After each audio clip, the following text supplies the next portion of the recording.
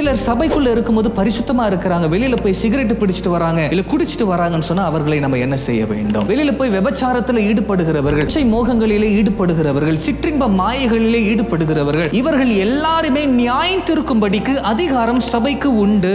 சபைக்குள்ள எல்லாருக்குள்ள ஒரு விதமான நிர்விசாரணை வந்து இருக்கிறது. சர்ச் அப்படின்னு வரும்பொழுதோ, இல்ல தேவ பிரசன் அப்படின்னு வரும்பொழுதோ, இல்ல ஒரு ஜெப கூடுகை என்று வரும்பொழுது எல்லாருக்குள்ள ஒரு விதமான நிர்விசாரணை வந்து இருக்கிறது. என்ன வேணாலும் செய்யலாம், யாரும் நம்மை கேட்கிற மாதிரி இல்ல. வேதம் சொல்லுகிறது தேவ ஆலயத்துல ஒரு அதிகாரம் உண்டு. நம்ம எதற்காக கூடி வருகிறோம்? நல்லா யோசித்து பாருங்களேன். நம்மை மாற்றிக்கொள்ளும்படிக்கு தான் கூடி வருகிறோம். சபைக்குள்ள பாவம் செய்கிறவனாக இருக்கும்படிக்கு தேவன் அழைக்கவில்லை. சபைக்குள்ள அந்த பாவம் இருக்க கூடாது. சபை பரிசுத்தமான ஒரு ஸ்தலமாய் இருக்க வேண்டும். சபைக்குள்ள ஒரு பாவி இருந்து அந்த பாவத்தை உணராமலே இருப்பான் என்று சொன்னால் அவனுக்கு நம்ம முதலாவது எடுத்து உரைக்க வேண்டும். கீழ்ப்படியில் அப்படின்னு சொன்னா 2 பேர் அல்லது 3 பேரை வச்சு நீங்க எடுத்து உரைக்க வேண்டும். அப்படியும் கேட்கல அப்படின்னு சொன்னா அவனை சத்துருவின் கையிலே ஒப்பு கொடுத்து விடுங்கள்.